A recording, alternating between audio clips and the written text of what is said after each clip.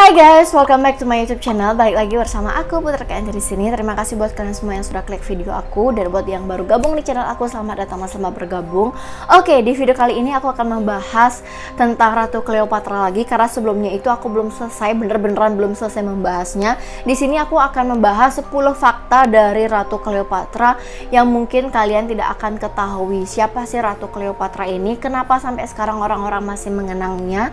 Dan secantik apakah Ratu Mesir kuno yang dibilang ini merupakan mitos seksual, yang mempunyai mitos seksual yang kalian bisa langsung aja nonton videonya, itu semua ada di playlist cerita. Jadi tanpa basa-basi kita langsung aja ke videonya.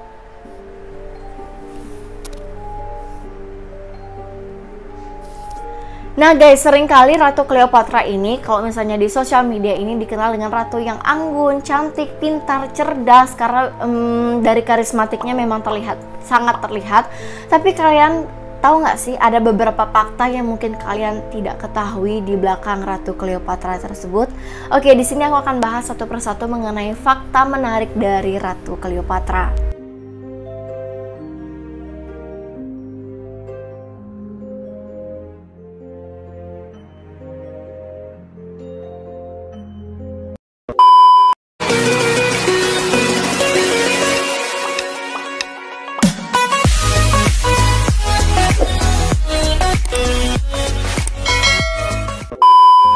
Yang pertama adalah bukan orang Mesir. Nah, jika seseorang menyebutkan Mesir, maka yang pertama kita ingat selain piramida Giza, tentu saja para pemimpin negara tersebut, yakni Firaun King Tut dan Ratu cantik Cleopatra.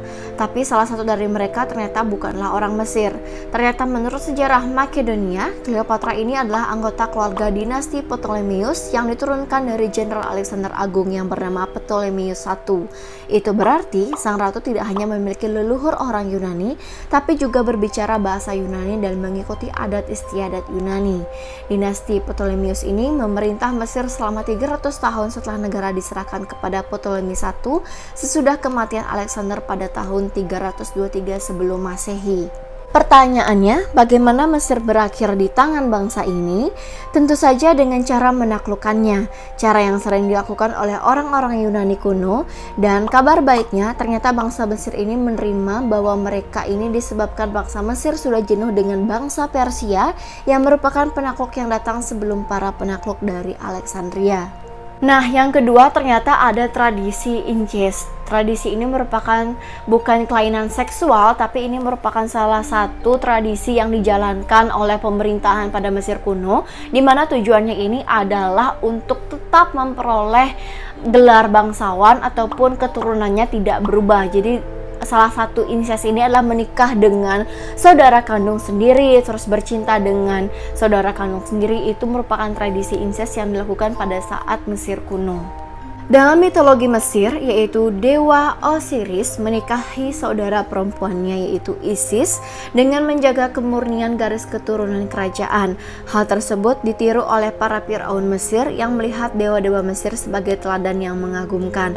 Akan tetapi, mereka tidak memahami adanya kelainan genetik yang akan muncul dari hubungan tersebut. Ketika Ptolemy datang ke Mesir dan mengetahui tradisi tersebut, mereka pun menyukainya dan diterapkan hingga ke masa pemerintahan Cleopatra. Ayah Cleopatra adalah Raja Ptolemeus ke-12 dan tidak banyak yang diketahui tentang ibu Cleopatra. Akan tetapi, biografinya mengatakan ibunya mungkin saudara perempuan ayahnya atau mungkin keponakan saudara perempuan, bahkan sepupu ayahnya. Sesuai dengan tradisi keluarga bangsawan mereka yang sangat kotor, Cleopatra melanjutkan untuk menikahi bukan hanya satu, melainkan kedua adik laki-lakinya. Next, yang ketiga, ternyata Cleopatra ini lebih pada seorang yang pintar daripada cantik. Hampir semua penggambaran Cleopatra modern dan semi modern ini mengatakan bahwa sang ratu amatlah sangat cantik, dan hal tersebut sejujurnya tampak tidak sesuai dengan semua generasi incest yang bisa saja mengalami kelainan genetik. Pada bulan Februari 2007, sebuah kawin digali dan menunjukkan sebuah potret Cleopatra yang menegaskan bahwa ratu sebenarnya agak biasa saja. Dan menurut sejarah peradaban Mesir kuno, ternyata Cleopatra ini bukan seorang yang sangat cantik, ia hanya seorang diplomat yang sangat cerdas.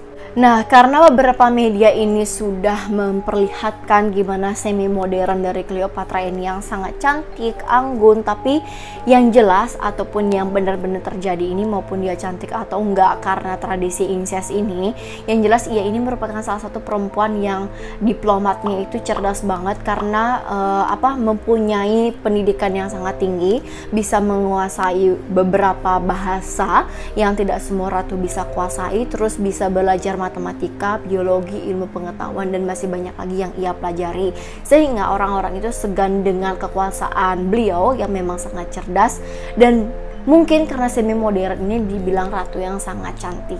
Yang keempat, menguasai banyak bahasa dan mencintai kebudayaan Mesir. Nah, diketahui bahwa Cleopatra ini mampu berbicara dengan 9 bahasa.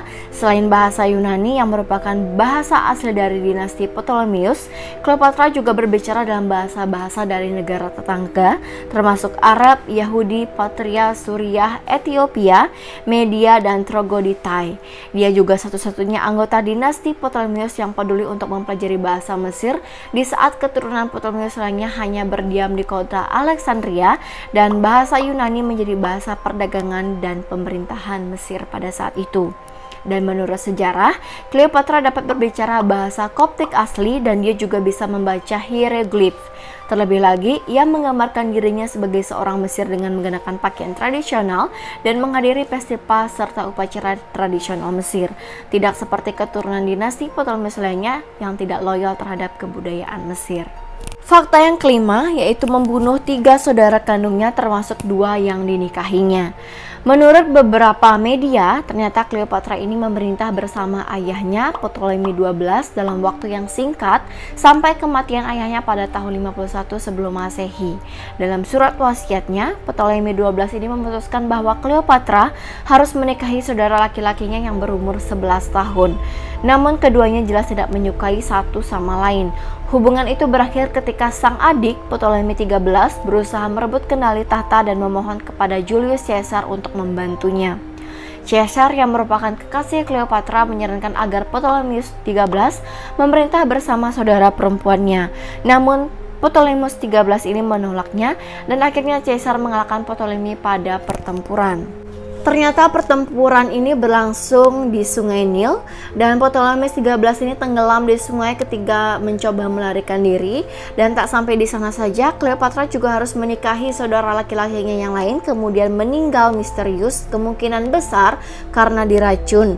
Demi menjadi ratu, Cleopatra pun harus membunuh saudarinya Arsinoe yang berpihak pada Ptolemeus XIII. Nah, yang keenam, ada riasan matanya yang terkenal, sebenarnya dimaksudkan untuk menangkal infeksi mata. Hal yang paling diingat dari Ratu Cleopatra ini adalah riasan matanya. Riasan mata tersebut terjadi bukan ditujukan untuk kecantikan, melainkan untuk mencegah infeksi mata. Infeksi mata namun terjadi di era Mesir kuno karena debu yang berasal dari sekitar Sungai Nil ini yang terkadang membawa bakteri, sehingga ketika masuk ke mata dapat menyebabkan peradangan. Dan riasan yang mengandung timbal beracun tersebut memang mampu menangkal infeksi, namun juga sangat berbahaya bagi kesehatan. Yang ketujuh, Cleopatra dan Mark Antony ini memiliki bar sendiri. Cleopatra adalah seorang yang sangat cerdas, cantik, cakap, namun juga hobi berpesta. Setelah menjadi ratu dan Julius Caesar meninggal, ia menjalin hubungan dengan Mark Antony. Demi memenuhi hobi berpestanya, mereka bahkan memiliki bar sendiri. Cleopatra lebih disibukkan dengan hobinya daripada mengurus negaranya. Setiap malam mereka selalu berpesta anggur hingga mabuk. Yang kedelapan, memiliki pabrik parfum. Meskipun Cleopatra tidak sempat mempelajari alkimia, dia sangat menyukai parfum, bahkan memiliki pabrik parfum sendiri. Menurut Parfum Power, Cleopatra menyiram lantai kapalnya dengan parfum sebelum ia berlayar dan bertemu untuk pertama kalinya dengan Mark Antony. Bukti adanya pabrik parfum yang dimiliki oleh Ratu Cleopatra ini salon kecantikan. Cleopatra bahkan memiliki resep parfumnya yang dicatat dalam sebuah buku berjudul Gymnasiarum Libri yang sayangnya telah hilang dan kebakar di perpustakaan Alexandria. Yang kesembilan, menganggap dirinya sebagai reinkarnasi dari Dewi Isis. Sebagai besar penguasa Mesir menganggap dirinya sebagai dewa atau dewi, tak terkecuali fakta dari Ratu Cleopatra.